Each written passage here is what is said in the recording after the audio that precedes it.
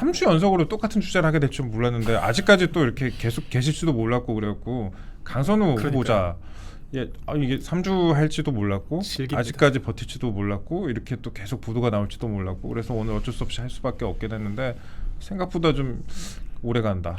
도장 찍었어요 지금? 뭘 찍어요? 임명 결재요? 아니 저 어저께 밤에 이제 다른 뭐 김영훈 후보자나 보고서 재송부 재송부 요청을 할 방침이다 이렇게 나왔습니다. 아마 오늘 하면은 열흘 정도 다시 국회에 시간 주고 그럼 한 2주 또 시끄러울 것 같죠? 네. 열흘 정도 번 거네 그러니까. 그렇죠. 한 2주 정도 번 거네 맥시멈. 사실 기술적으로 그게 아니라 시간을 준 거라고. 나가라고? 본인에게 나가라 정리할 시간. 오 탈당하시나요 오늘? 뭐 아니 그 얘기하는 게 왜 못할 말이죠? 예전에 보좌진 해보셨죠? 해봤죠. 누구 의원실이었어요? 김모 의원님. 김민석? 아니 지금 당을 나가셔가지고. 그때도 이런 게 좀 그런 문화가 있었나요? 아니요. 제가 있던 방도 보좌진 많이 바뀌는 걸로 유명했어요. 근데 거기는 일이 빡세가지고 일이 많아가지고 그래서 제가 나올 때 한 2년 이상 있다는데 제가 최장수 관급이었어요. 그래서 거기는 보좌관 형들이 왔다가 너무 힘들어서 나가고 다들 그런 방인데 근데 그 일이 힘들어서 나가는 방과 그런 다른 이유로 힘들어서 하는 방은 사실 보좌진 사이에서는 다 소문이 나요. 그 신지 말고 김종민 의원님 네네 계셨죠. 그렇습니다. 신지요? 누구 신지? 코요태. 원래 결혼하면 이래요? 사람이? 결혼이 이렇게 위험한 거였나요? 깜짝 놀랐다. 나 신지로 가서 뭐 그러지? 아니 나 여기서 딱 빵 터져야 되는 건데 다들 안 웃어가지고 오늘 망했네. 텐션이 루즈하네요. 다들 피곤해서. 피곤해서 좀. 우리가 아까 그 공백을 만들어내려고 한 거 아니에요? 일초의 공백을 만들어내기 위해서 지금 내가 신지? 네, 아니 그러니까 김종민 의원님 방이 좀 빡셌거든요. 오늘 뭐 재송부 요청 한 거죠, 그러니까 할 방침이다라고만 했으니까 방침이다. 아직 안 됐죠. 그리고 강준욱 국민통합비서관 이분이 자진 사퇴했다. 그러니까 오늘 아침에 9시 40분에 저기 기자회견을 했잖아요. 기자회견을 했는데 대통령실에서 근데 아침에 미리 그게 한 30분 전인가 이제 돌아다녔는데 맞아요. 그 공지에 대해서 이거 혹시 오늘 강선우 강선우 후보자 자진 사퇴 아니냐. 그래서 오늘 큰 거 걸리네 이러면서 많이 기대하고 있었는데 드디어 SBS가 이를 막 이러면서 기대하고 있었는데 강준욱이었다 이래갖고 좀 잠잠했단 말이에요. 그렇죠. 그래서 저도 바로 논평 냈습니다. 뭐라고 됐어요? 지금까지 잘려 나간 사람들이 오광수 그리고 이진숙 그리고 지금 이번에 성함이 뭐였죠? 비서관 이제 그분까지 3명이 잘려 나갔는데 공통적으로 기본적으로 지금 야권에 속해 있었다라고 평가받는 그래서 여권 내 비토가 굉장히 컸던 인물들이에요. 이런 사람들은 논란 일면은 좀 단칼에 잘라내는 것 같은데 왜 강선우에게만 다른 잣대를 현역 의원이고 민주당의 그런 동지 팔이 안으로 굽는 거 말고 무슨 차이가 있냐 이제 이런 식의 논지였고 실제로 그런 것 같습니다. 지금 되게 무리하게 옹호를 하더라고요. 오늘 아침에 전 좀 충격받은 발언이 동지? 다른 직장 내 갑질과 보좌진 갑질은 다르다. 식구 같은 관계다. 이런 얘기를 하더라고요. 식구 같아서 변기수리 시키고 식구 같아서 분리수거를 식구 때문에 시켰다. 비극적인 사건이 하루 전에 벌어졌는데 그런 소리를 하고 앉아 있으니. 그러니까요. 그리고 가족 같다라는 게 본인들이 그렇게 인식을 하는 것과 일하는 사람들은 그냥 직장인 건데 그런 식으로 갑의 입장에서 사고를 하는 모습들, 좀 부적절한 모습들을 보여주고 그런 발언들 때문에 아마 이슈가 더 커질 겁니다. 그거 바로 나오자마자 그 대나무 숲에 막 또 들끓고 있더라고요. 막 올라온다고. 그렇죠. 저기 글이 막 올라오더라고. 아니 무슨 뭐 갑질이 직장 내 갑질이랑 보좌진 갑질 다르다고 하면 어쩌고저쩌고 하면서 욕을 엄청 하더라고 민주당 쪽에서도. 그래가지고 난리가 쉽게 가라앉을 것 같지가 않아요. 근데 뭐 자를 수가 없는 건 왜 그런지는 잘 모르겠는데 전 이거 되게 명백한 시그널이라고 보거든요. 나한테 충성했던 사람들은 내가 안고 간다. 아니면 나가라. 약간 이런 시그널을 이재명 대통령이 주고 있는 거 아닌가라는 생각이 좀 드는데. 그래서 좀 양가적인 감정이 들더라고요. 사실 저희끼리도 비판을 하면서도 우리 당도 좀 저런 거 필요하지 않나? 그러니까 이렇게 너무 안고 가는 것도 바람직하진 않아요. 그런데 우리는 너무 쉽게 포기해요, 사실. 그러니까 보호하려고 하는 액션조차 안 취하니까 우리끼리 좀 동지의식이나 내가 이 조직에 헌신해야 한다라고 하는 생각이 잘 안 들어요. 그러니까 그냥 적당히 뒷짐지고 이미지 보전한 사람들만 이득을 보지 공천 때 되면은 막상 앞에서 진짜 그 총대 메고 싸웠던 사람들은 뭐 오만 이유를 다 대면서 뭐 이미지가 나쁘다 무슨 뭐 극우다 어쩐다 하면서 다 밀려나거든요. 그게 우리 당의 전통적인 문화였어가지고 사람을 안 지키니까 이 당이 망가지는 게 있어요. 우리 상벌 개념이 없잖아요. 근데 민주당은 지금 상벌 개념이 명확하다라는 거를 보여주는 거잖아요. 그쵸. 근데 이런 것들이 사실 우리 당의 입장에서는 내가 열심히 하면 나도 이렇게 내가 고충을 겪을 때 당이 감싸주는구나. 이게 또 동지 의식이기도 하거든요. 이게 양가적인 감정이 저는 좀 듭니다. 솔직히. 아니 그 교수님 저기는 어때요? 근데 대변인 저렇게 말하니까 저는 말을 못 하겠는데요. 동지의식 없는 사람으로. 아니 전 되게 원로에 중시하는 사람이라. 오히려 민주당의 발언을 막는. 근데 그 보면은 이제 민주당의 이제 상층부, 이제 성골 진골 외에 국회의원 아닌 분들의 이런 리그가 있잖아요. 또 원외에서 활동하시는 분들, 그 야인이라고 뭐라고 해야 돼 그걸? 지금 성골 당원들. 진골들은 한때 야인이었던 분들. 네. 근데 그 지금 그분들은 어때요 분위기가 지금 민주당 내부에서? 뭐 비주류, 뭐 아니면 네.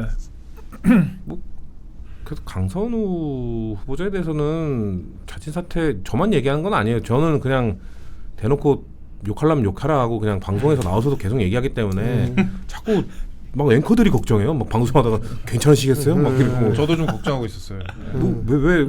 아니 근데 저는 얘기하는 게 강선우라는 사람이 정치인이 정치 행보 겪으면서 이재명 대통령이 대표 때 대변인 시켜주고 대선 때 그렇게 열심히 하고 결국 강선우가 왜 그렇게 열심히 했어요? 이재명 대통령 만들어서 이재명 정부 성공하는 거 보려고 한 거 아니에요? 그러면 본인이 부담을 주지 말아야죠. 저는 대통령 입장에서는 지명 철회를 하기가 어려워요. 왜냐면 이진숙은 정치를 할 사람이 아니기 때문에 그렇죠. 다시 뭐 교육계 가서 총장 가서 뭐 그냥 할 수 있어요. 근데 강선우는 정치를 계속 하고 싶어하는 사람인데 본인이 당대표 때 아꼈던 사람을 지명 철회를 해버린다? 그거는 그 자기 손으로 하기 힘들죠. 그러니까 저는 사실상 그리고 대통령실에 어제 그 주말에 그 발언이 참 묘하잖아요. 여당 지도부의 의견이 반영된 거다. 대통령의 의중이 아니라 여당 지도부의 의견. 그리고도 그렇게 말하기도 그러면은 여당 지도부의 뭐 약간 책임을 전가했다고 생각할 수도 있는데 그림이 괜찮은 게 송원석 원내대표랑 같이 만났고 여야 원내대표를 같이 만났고 야당 원내대표가 얘기한 걸 하나를 받아들여서 이진숙을 지명 철회하고 여당 지도부가 말한 걸 받아들여서 강선우는 일단 가고 자 그러면 이제 저는 여당 지도부로 공이 넘어왔잖아요. 여당 지도부도 못하는 거 전 이해를 해요. 동지의식, 동료애, 동료 의원 힘들죠. 그러면은 자진 사퇴밖에 없죠. 혼자 결단해야죠. 혼자 결단해야 돼요. 그리고 전 정영애 전 장관이 이 정도 얘기했으면은 더 힘들어진 더 뭐가 말했던. 근데 수박이 하는 얘기 굳이 들어야 돼요? 이건 문재인 때 수박 그거 아닌가? 근데 약간 그런 생각도 드는 게 정영애 전 장관이 지금 얘기한 거 보고 나서 여가부에서도 지금 비토가 상당히 심하구나. 이게 정영애 장관 혼자만의 얘기는 아닐 거라고 생각을 왜냐면은 오늘 아침에 중앙일보 단독 기사를 보면은 예산도 갑질 정황이라고 해서 장관 보좌관이 노력이 부족하다. 그래서 징벌적으로 삭감을 해야겠다. 그러니까 제보 내용 보면 이거는 여가부에서 나온 거거든.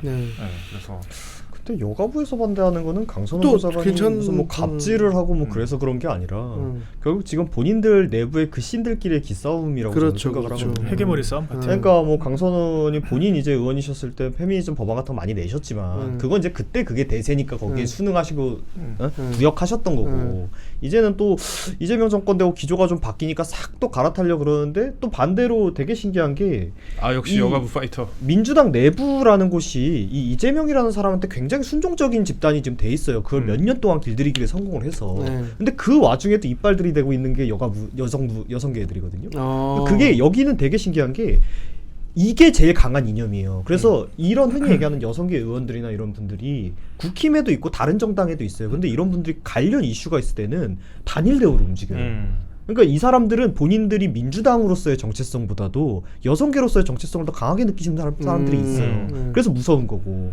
그러니까 지금까지 그 눈치 봐왔던 건데 이재명이 이제 그 눈치 안 보니까 길들이기 시작하는 거죠. 강선우부터 시작해서. 마침 잘 걸렸다. 그럼 강선우를 그냥 임명해야 된다. 근데 그럴 수도 없죠. 그러니까 왜요? 이게 좀 어지간한 거면 그래 이게 좀 이게 좀 변하려면 해야 되는데 이게 뭐 어지간해야 말이죠. 페미니스트 강선우 갑질이 뭐 워낙 유명했던 것이고 그리고 오늘 뭐 누가 이거 실드 치겠다고 무슨 뭐 링컨이 알코올 중독자도 유명했다 근데 링컨이요 1800년대 사람이에요. 그 우리나라 그랜트 장군이라고 미국 다음 남부 다음 전쟁에서 대통령이었죠? 굉장히 네. 혁혁한 공을 세웠던 북부 지방의 그 전쟁 영웅이셨어요. 그 사람은 능력이라도 있지. 유비도 저기 뭐야 장비 대장군으로 임명했잖아. 그 유비 얘기도 하지 왜? 거기도 교육 술 먹고 사고 쳤어요.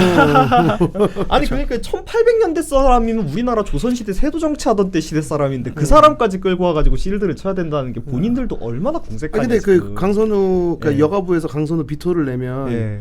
강선우로 가야 되는 거 아닌가? 저는 나 갑자기 좀 그런 생각이 딜레마긴 드네요. 한데. 우리 입장에서는 그럴 수 있죠. 딜레마긴 한데. 그리고 아시죠? 그 페미는 절대 에르메스 스카프를 하지 않아요. 강선우 보면 되게 특이한 게 에르메스 스카프 그 에르메스 아니라고 하면 말씀해 주시면 되는데 그 에르메스 특유의 바느질이 있거든요. 그러니까 이제 제가 봉제를 했잖아요. 그러니까 이제 딱 보면 에르메스 아는데 제일 특이했던 게 이제 그런 곱창 밴드로 머리 묶는 거 여자들이 보면서 되게 뭐라고 하더라고. 그런 걸 봤을 때는 이제 이거 워낙 꾸미는 걸 좋아하는 사람이니까. 동평화 시장 이런 데 가면 비슷하게 생긴 거 많이 그래서 흔히 팔아요. 얘기하는 뭐 레드컬 페미니스트 같은 경우 그건 이제 꾸밈 꾸밈노동이라고 하는 그 프레임에서 사실 벗어나기가 그래서 굉장히 이제 어렵다. 꾸밈 노동을 하는 여성은 남성 권력에 부역하는 부역자다. 그래서 페미가 보기에는 탐탁치 않을 것 같아요. 제가 봐도. 그래서 그러니까 예전에 경기가 셌을 때 거기 잘 보이려고 오버를 엄청 많이 했던 건데. 그치. 무서운 사람인 거죠. 또 이제 싹 아니면 싹 뒤집는 건데. 그렇죠. 그러니까 이 사람이 어디 가나 강약 약강이 너무 강한 사람이다. 그래서 근데- 제가 어지간하면 그래 강선우 하겠는데 이거 너무 심해요. 이건 좀 정도가 너무 과해서. 지금 들리는 얘기로는 뭐 본인 확인이 안 됐으니까 모르겠는데 뭐 강선우 후보자가 어차피 지금 만약에 낙마하고 돌아가면은 자리가 사실상 없어지게 되니까 그 장관을 시켜달라. 여기서 이제 마무리하겠다. 뭐 이런 식으로 얘기를 했다는 썰도 돌려요. 썰도 들려요. 몇 개월만 썰이 몇 썰. 개월만이라도 시켜달라고 예. 한다는. 마무리하실 의원직- 분이 아니고요. 예. 마무리하실 분은 아니에요. 마무리하실 아니에요. 분 아니기 때문에 저는 성정이 이제 만약에 이거 끝까지 지키면 이제 친명이라 불릴 자격이 없다. 이젠 제가 친명이다. 이재명 정부의 성공을 정말 바라는 사람이 친명 아닙니까? 저도 친명인가요, 그럼? 이재명 정부의 성공을 바라시잖아요. 그럼요. 그럼 이재명 정부 전 성공을 대한민국 정부의 늘 성공을 바랍니다. 그러려면은 지금 강선우 입에 침이 후보자가 나가고 진짜 친명이고 진짜 찐명이면 이재명 정부한테 부담을 주면 안 되는 거죠. 근데 전 이거는 진짜 동의해요. 제가 한동훈계 같은 딴소리하는 사람들 지적을 하는 것은 그 사람들은 사실에 없는 얘기를 음모론을 막 만들어내면서 무슨 뭐 김옥균 프로젝트가 어쩌고 무슨 뭐 한동훈 뭔 작전이 어쩌고 프레임을 만들어서 내부를 공격하잖아요. 저는 그런 것들을 비판하는 거고 선거와 또 국정은 달라요. 지금 민주당이 선거 이겼잖아요. 국정을 한다라고 하는 것은 합리성이 중요해요. 이제는. 예. 그러니까 인사 같은 것들을 사실 비판할 건 비판해야 되고 지금 강선우 후보자는 여나 야나 다 팩트 가지고 얘기하는 거예요. 아무도 억까하지 않습니다. 그런데도 이 정도 문제가 있다라고 하는 거기 때문에 이거는 좀 새겨들을 필요가 있다는 일단 거고요. 네. 인정을 했죠. 그 쓰레기 버리라고 했던 거. 그러니까 그건 인정한 대화로 거고. 다 나왔어요. 그건 나왔는데 그거는 뭐. 그리고 임명되자마자 지금 S에서 굉장히 그러니까. 많은 자료들을 가지고 있기 때문에 보도 가치가 극대화됐을 때 보도 안 하시겠어? 무조건 하지. 그러니까 우리가 팩트를 가지고 얘기한다 그러는데 우리가 다 가지고 하고 있지 않아요. 우리가 나름 정제된 것만 확인된 가지고 것만 가지고 하고 있어. 확인된 것만. SBS 해주고 있는 얘기가 거지. 나왔으니까 좀 말씀드리는데 댓글에서 SBS가 언제 까냐, SBS 뭐 어떻게 된 거 아니냐 이런 식으로 생각하시는 분들 계시는데 이건 뭐 최호민 기자도 똑같이 생각할 거예요. 아마 제가 SBS 기자라면은 계속 가지고 있다가 임명하는 날 그날 축하 선물로 터뜨리겠죠. 그때까지 세이브하고 있습니다. 빠방. 빠방 그래서 여기 있습니다. 하고 이제 근데 다시 의원으로 돌아와도 쉽지 않을 것 같아요 앞으로. 예. 근데 저는 그러니까 뭐 제가 여기서 굳이 강성 지지층을 설득할 필요도 없고 안 보이기 때문에 네. 근데 강성 지지층한테 생각해 보라. 이재명 정부가 성공을 해야 되고 그러면은 지금 희생하는 모습을 좀 보여주면 그리고 이재명 정부 이거 부담 안 갖고 하면은 3년 뒤까지 버티면 돼요. 그럼 그때 또 그리고 그때까지 뭔가 뭐 자기 지적했던 보좌진 찾아서 용서 구하고 그리고 그때까지 3년 동안 보좌진하고 잘 지내서 그때는 뭔가 보좌진들이 우리 3년 동안 임기 2번째 강선우 나한테 잘해줬다 이런 것도 만들어내면은 전 그런 거 포지티브하게 극복할 수도 있다고 봐요. 뭐 3년이나 남았는데 뭐 보좌진들 사이 반응은 진짜 어때요? 그러니까 민주당 원래 보좌진들이 나선 게 진짜 대단한 게 원래 안 나서요. 원래 안 나서는 게 왜냐면 그냥 감내해야 되는 부분이다 우리가 그래 뭐 갑질 보좌진 중에 국민의힘이건 민주당이건 갑질 안 당해본 사람이 어딨냐. 대부분 그런 거 다 그냥 감내하고 넘어가야 되는 거 아니냐고 생각을 하는데 저는 아까 뭐 여러 민주당 의원들의 그런 발언들, 뭐 갑질이 직장 내 갑질과 국회 갑질은 이런 발언 하나 하나가 정말 아무짝에도 쓸모없는 얘기, 도움이 하나도 안 되는 얘기. 갑을 이슈가 터졌으면 갑들은 그냥 입 다물고 있어야 도움이 되는 거예요. 을들이 나서야 되는 거예요. 그러니까 보좌진들이 나서서 얘기를 할 수 우리가 감내할게요 내지는 관계가 좋았던 보좌진들이 나서서 저는 좋았는데요라고 얘기해야 되는데 우리당 김모 의원이 반대되는 의견도 많이 나오지 않았냐? 많이 안 나왔어요. 친구처럼 지냈다는 사람도 자기가 글 올린 게 아니라 어머니가 들었다고 올린 거예요. 본인이 못 올려요. 본인이 왜 못 올립니까? 보좌진 공격 안 했으면, 메신저 공격 안 했으면 그 사람들이 직접 올릴 수 있겠죠. 네. 근데 같이 일했던 사람이야. 같이 일했던 사람이 뭔가 폭로했어. 그 사람 평소에 마음에 안 들었는데, 근데 그 사람을 뭔가 거짓말쟁이로 뭐라고 하고 막 공격을 해. 법적 공방까지 간대. 근데 같이 일했던 보좌진이 갑자기 나서서 맞아요, 우리랑 괜찮았어요, 저 사람이 거짓말하는 거예요, 동조하겠습니까? 그래도 같이 동고동락했는데. 그러니까 그런 분위기 자체도 안 만든 게 갑들이 민주당 의원들이 다 망친 거예요. 그러니까 저는 제가 만약에 이 청문회 담당하는 보좌진이었으면 전 돌파할 수 있었다고 봐요. 그렇게 하면 안 돼요. 그 후보자 설득해서 사과하고 메신저 공격 절대 하지 말고 다른 의원님들 제발 입 다물라고 한 다음에 보좌진 통해서 뭔가 하나 나왔으면 돌파할 가능성도 있었다고 보는데, 근데 반대로 하니까 점점 안 좋아지는 거죠. 애초부터 본인이 사과를 싫어하시는 분인 것 같긴 한데, 우리 PD님 아까 이제 송 교수님 말씀하신 거 쇼츠로 잘 만들어가지고 뒤에 이제 BGM까지 나왔고 성치훈 교수 예쁜다 해갖고 하나 만들어주세요. 오늘 마지막인 거죠. 근데 한 2주 동안 계절학기 하시면서 이거 입이 좀 근지러우셨나 봐요. 아니 다른 방송 데 계속 하셨어요? 나가셔서 다른 데 시간 맞는 우리 건 것만 안 나가실 나오신 수 있어요. 거였어요? 제가 2시에서 4시 반이 강의라서 그때 하는 방송만 못 나오는 거예요. 근데 오늘, 지금 여기서 우리가 얘기 한번 해야 되는 게, 지금 화요일에 기대를 전혀 안 했는데 동접 지금 1,400명을 돌파를 했습니다. 이거 요즘 왜 그러죠? 오늘 이거 우리 좋네? 전혀 홍보도 안 하는데 이거 맨날 하면 한 3-4천 명씩은 들어오시겠네요. 아이고 좀 많이 사랑해 주십시오. 성치훈 교수님 나오셨고 오늘 버프가 성 좀 있었던 것 같아요. 교수님이 나오시니까. 예. 그러니까요. 그것도 그렇고, 근데 강준욱 비서관 얘기 잠깐만 좀 해보자면, 비서관이긴 하죠. 이제 하루 이틀 만에 사퇴하긴 했는데 이분 이제 자진 사퇴를 했습니다. 근데 저는 이분 관련해서 좀 신기했던 게, 이분이 정규재 전 조갑제 기자의 이제 지분이었던 거 아니에요. 그러니까 뭐 그렇죠. 그분이 추천을 해가지고 됐었다. 그러니까 이게 생각보다 보수 출신들의 지분이 있었네. 라는 생각을 하게 합니다. 있었죠. 근데 그 전에 정규재 옹이랑 저기 조갑재 옹은 이재명에 대해서 약간 긍정적으로 계속 평가하는 글을 올리셔서 거기에 대한 화답으로 또 이렇게 공개적으로 식사도 초대하고 그러면서 이제 이렇게 추천도 좀 받아주신 것 같다. 이제 이런 느낌이더라고요. 그래서 저는 되게 긍정적으로 봤어요. 근데 이틀 만에 나가리가 될 줄 몰랐는데. 최우민 기자 오라는 얘기는 없었어요? 무슨 소리 하나요? 저는 제가 말했잖아요. 기자가 제일 좋은 직업이라니까요, 세상에서. 한 80살 되시면 또 오라고 하실 수 있을 것 같은데. 근데 저는 그 요번에 기사보다 조금 놀랬던 게 재밌는 포인트예요. 이건 제가 논란이다 뭐 나쁘다 이렇게 한 게 아니라 언론에서 좀 잡아 물어 뜯었는데 이분이 그런 얘기를 한 게 되게 흥미로웠어요.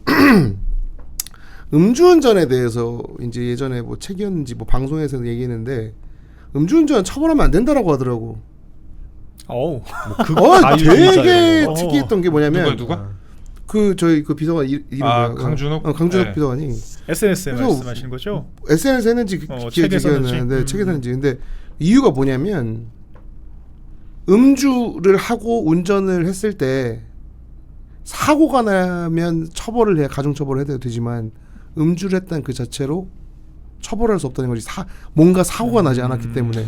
예방적인 약간 조치를 하지 마이너리티 못하는 거구나. 리포트처럼. 그거는 뭔가 신장식 의원도 동의하지 못할 논리 같은데. 너무 과도. 그렇죠. 논리 못하지. 허은아도 못하고 다 못하지. 네. 음주운전 뭐인데 그걸 보고서 이 사람이 좀 특이한 방식으로 생각을 한다. 완전 극자유주의자. 아예 그냥 웬만한 규제나 이런 건 다 안 된다 하는데 그거 보면서 저 갑자기 현실판 마이너리티 리포트를 좀 보는 거 아닌가 이런 생각이 좀 신선했어요. 그런 시각이 절대 어디 가서 약간 업계에 있는 사람이 말 못하는 이야기잖아요. 그러니까 예전에 아일랜드 같은 데에서는 음주운전 단속 기준을 올린 적이 있었거든요. 네. 그러니까 술을 좀 더 마셔도 훈방으로 내주는 그 수치를 올렸던 게 자살률이 너무 많이 올라가가지고 할머니 할아버지들이 왜 자살률이 높아지나 봤더니 거기가 이제 백의 현상도 있고 밤이 긴 계절이 있는데 그때 이제 할머니 할아버지들 하는 게 이제 그 동네 어디 가가지고 친구들끼리 맥주 한잔 먹고 집에 돌아오는 길인데 이제 음주단속 기준이 낮아지니까 사람들이 우울증에 빠져가지고 자살률이 높아졌다는 그런 통계가 있으니까 이제 아일랜드 정부에서 한번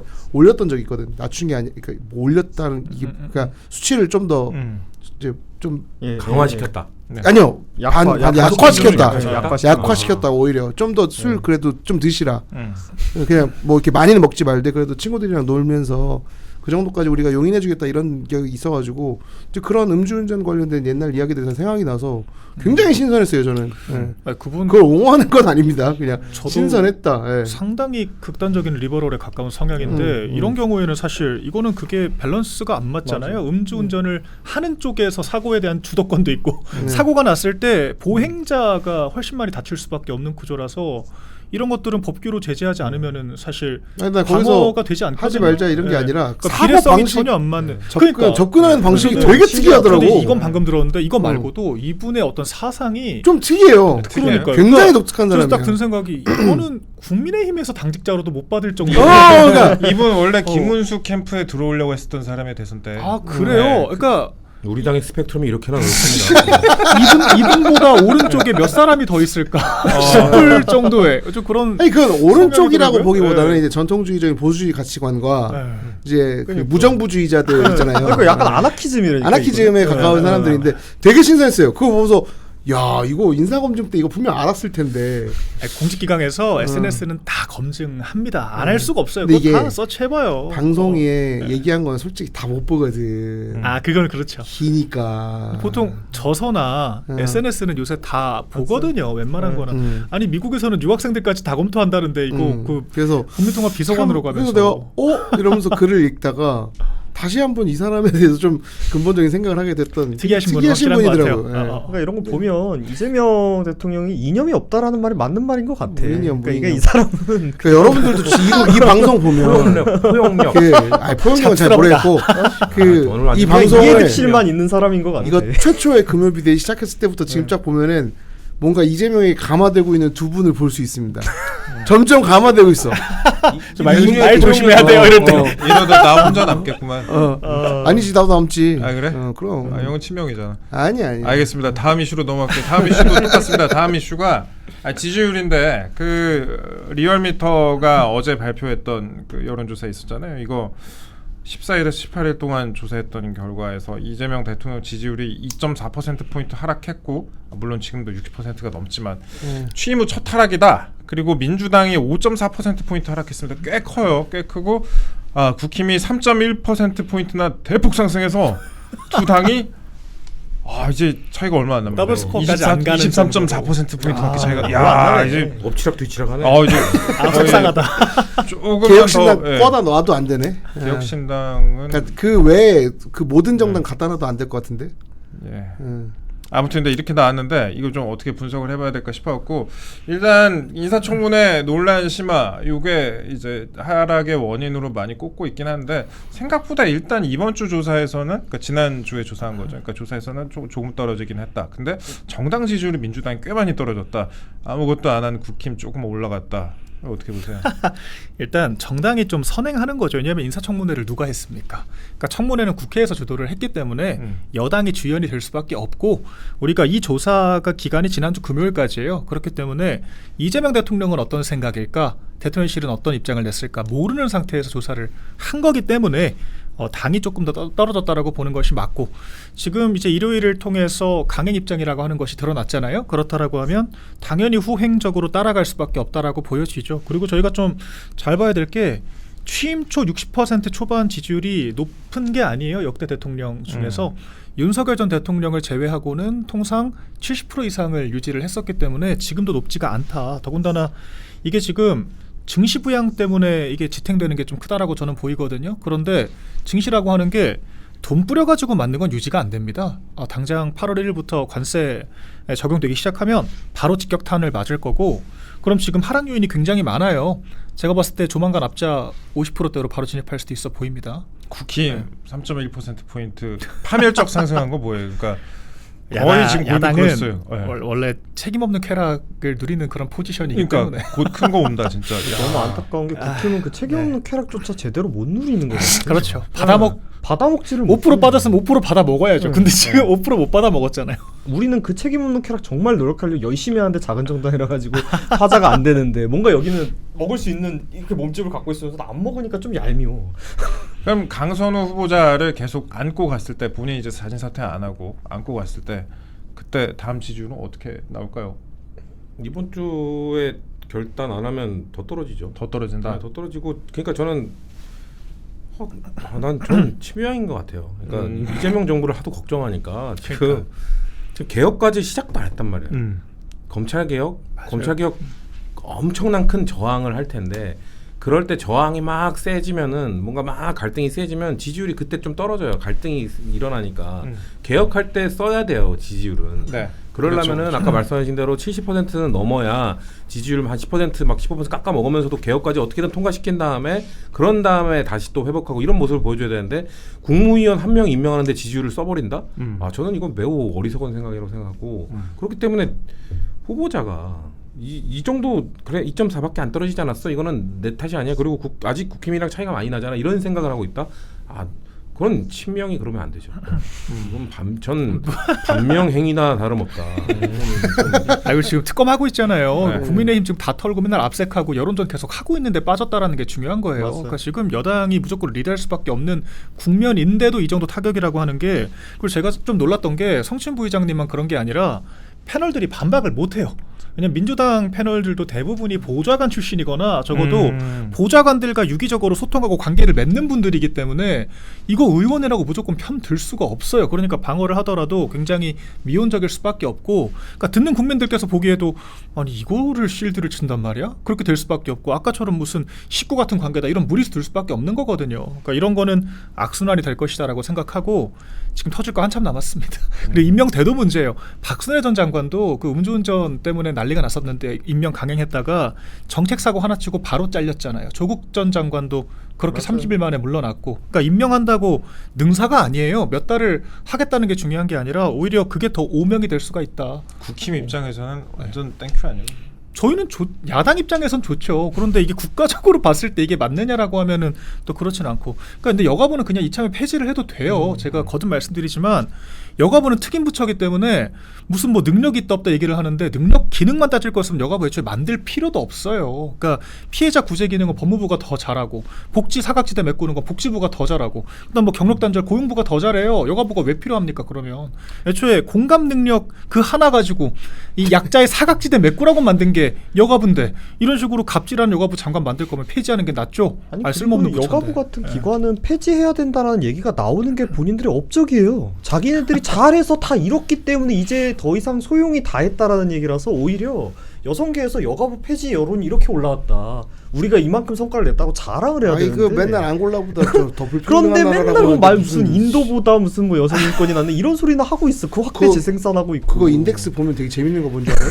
어떤 거? 내가 그거 한번 하도 어이가 없어갖고 파봤어. 그 재밌죠. 백데이터를 WEF한테 보내달라고 했어요. 백 보내줬는데 이런 거야.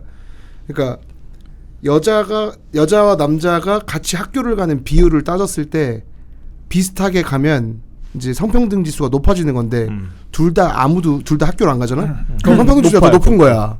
그러니까 아프리카 같은 데는 남자든 여자든 학교를 다 안 가잖아. 그러니까 우리나라보다 훨씬 더 남녀 평등하다고 이렇게 나오는 거예요. 그래서 내가 그래서 보냈거든. 이게 말이 되는 수치냐고 답장은 안 하는데 이게 말이 안 되잖아. 기본적으로. 성격차 지수라서 그래요. 갭전 격차를 지수. 조사하는 거라서. 근데 여가부가 왜 그런 짓거리를 하냐면 여가부가 주요 담당하는 법안이 딱 두 개예요. 성별 영향평가랑 양성평등 기본법인데 이게 뭐냐면 양성평등 기본법은 우리 사회에 얼마나 성평등의 문제가 많은지에 대해서 여가부가 맨날 조명하고 조사하고 발표하게 그 규명이 되어 있어요. 그러니까 뭐라 되어 있냐면 그러니까 매년 그 우리의 어떤 임금 격차, 남녀 어떤 경제 활동 참여율 그리고 이제 공공기관의 임원 비율 이런 것들을 조사해서 발표하게 하고 후행적으로 하는 거잖아요. 네, 그걸 이제 여가부가 고나리질 하는 게 여가부의 업무예요. 그러니까 네. 여가부는 계속 문제가 많습니다라고 해야만 존재 이유가 이유가 있는 있는 거지. 거예요. 그러니까 애초에 부처 자체가 시민단체 같은 거예요. 맞아요. 여기 상설부처 그쵸. 개념이 네. 아니라 그러니까 얘는 문제가 없다라고 하면 사라져야 되거든. 그리고 성별 영향평가도 딱 그거예요. 예산을 반영할 때 여성 농기계는 왜 안 만드냐 이런 얘기하는 게 성별 영향평가예요. 그러니까 그 성인지 감수성 무슨 담은 그런 예산 반영한다 이제 이런 얘기하는 거고 제가 그 보고서 보고 깜짝 놀랐거든요. 이거를 성과라고 지금 발표를 하는 거냐. 아니 보도블럭에 네. 하이힐 안 끼게 잘 깔았다고 성인지 예산이라고 그런 예산 거 넣어주고 그런 거예요. 그래서 이게 근데 쓸모가 더 이상 없으니까 법안 폐지하죠라고 하면 이 부처 왜 있냐고요. 그러니까 이 부처는 존립을 하기 위해서 끊임없이 새로운 문제를 발굴을 해야 돼요. 그러니까 문제를 해결하는 게 아니라 문제를 만들고 저희 문제를 페미니스트가- 발표하는 부처예요. 페미니스트가 제일 잘하는 거잖아요. 그렇죠. 예전에 그 예. 은평 시스터즈 이런 것도 여가부 맞아요. 그러니까 문제가 곧 네. 밥그릇인 거예요. 그러니까 뭐 남성 커뮤니티가 여성 혐오로 가득하다 막 뭔가 발굴을 해서 계속 거기에 사업을 따내야 되는 게 여가부의 숙명인 거예요. 그러니까 이런 부처를 왜 만드냐고요. 문제 그러니까 해결하는 이제 부처가 여가부는 아닌데. 기본적으로 갈라치기를 하지 않으면은 생명을 유지할 수 없는 기관이에요. 여가부의 예산을 깎았다고 지금 문제가 됐던 강선호 후보자는 잘한 건가요? 잘한 거죠. 그렇게 근데 그렇죠. 그 아니, 예산을 제가 지금 얘기하잖아요. 사업 예산을 좀 지금 깎아야지. 이 저희 4명 중에 여가부 얘기를 지금 옆으로 너무 새는데 이게 다 결국 국민의힘 탓입니다. 갑자기요? 국민의힘이 지금 이렇게 하고 있으니까 국민의힘 자유통일당이랑 합당을 하는 과정이 있으니까 지금 이렇게 되는 거 아니에요? 우리가 아무것도 잘해야 못하고. 진작을 좀 하는데. 니네가 있을 때 니네가 폐지 공약을 지켰어야 왜 되잖아. 전유관 씨를 못 막아? 전유관 본명 나도 하는데 왜 전유관을 못 막았어요? 우리가 지지율 한 50% 나왔어 봐. 이렇게 못하지. 전유관 씨 입당만 막았어도 국민의힘 이렇게 흔들리겠어? 아 여기 근데 저희 그 매일신문 유튜브 채널은 그 전유관 씨 전유관 지지자도 씨- 많습니까? 아니 그게 아니고 전유관 씨에 대해서 전유관 큰 씨가 은혜를 입었기 때문에 그때 폭발했죠. 최고 조회수가 나왔던 약간 그래서 약간 저희 전관예우 하는 게 있어요.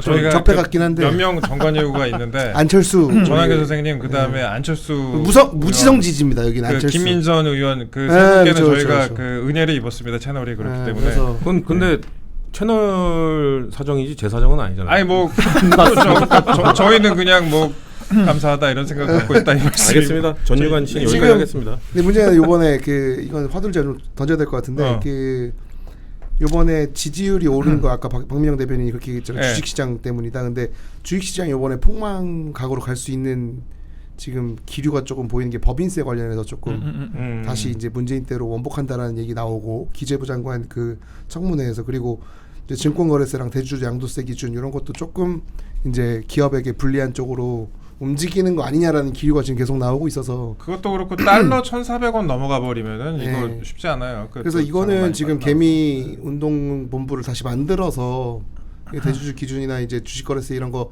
절대 이제 정부가 손 못 대도록 여러분들이 좀 많이 댓글도 좀 달고 이렇게 하셔서 그럼 대통령이 다 포용할 겁니다. 그런 정책, 그런 그렇죠. 목소리. 그래서 기재부 장관이 함부로 깝치면서 저렇게 못하게 좀 여러분들이 막아주셔야 지금 증권가에 있는 친구들이 연락이 와서 걱정을 좀 하더라고요. 그래가지고 지금 시장 잘 되고 있는데 큰일 났다. 증세는 가치 판단을 기재부가 하면 안 돼요. 기재부는 그냥 세입 세출만 따지기 때문에 세목이 뭔지가 중요하지 않아요. 그냥 우리한테 세금이 많이 들어오는 게 중요하지. 그냥 그 통장 관리하는 입장에서 적자가 안 나는 게 중요한 게 기재부예요. 그래서 기재부의 얘기를 들으면 한계가 있고 법인세를 문재인 정권 때만큼 높인다는 것도 아닌 것 같아요. 우리 때 3% 낮춘다 그랬거든요. 24%였던 거를 OECD 평균이 21이에요. 그러니까 21%까지만 낮추자. 우리가 첫째 예산안 제출하면서 그렇게 얘기를 했던 건데 민주당이 반대한 겁니다. 그래가지고 그때 당시 국회의장이 무슨 솔로몬의 해결책을 내듯이 그걸 3%니까 1% 낮추는 걸로 합의를 합시다. 그래가지고 지금 1% 낮춘 거예요. 그분은 산수 잘 못해요. 1.5%를 해가지고 제 말이구나. 아니 솔로몬으로 할 거면 1.5%를 하든가. 그러니까 그래서 1% 낮추는 걸로. 근데 우리가 의석이 없잖아요. 그래서 그때 민주당이 솔직히 정부조직법도 협의 안 하고 세제도 협의 안 하고 예산도 협의 안 했어요. 그 그때 당시에. 정부조직법 합의 안 하니까 여성부가 아직도 안 없어졌잖아요. 감성 문제도 안 생겼을 텐데. 그때 합의를 좀 했으면. 이게 다 국민의힘 때문이라니까요. 그 속수를 그거밖에 못 가져가지고 잘했어요. 양당에 업보가 있는데 뭐 안타깝습니다. 야, 지금 총선 망한 거 그럼 한동훈 때문이잖아. 전 그렇게 생각해요. 아, 진짜. 뭔 맨날 아니 이종섭이 문제가 있는 거 누가 왜 또? 몰라? 왜 자기가 얘기를 박민영 대변인의 그 버튼인 왜 한동훈 얘기를 또 해요. 여기는 모든 게 한동훈으로 가. 버튼이 두 가지가 있어. 만하게 여가부도 그만해요. 있고. 잠깐 여기서 이제 편집점 한번 찾고 가자. 네, 컷하고요.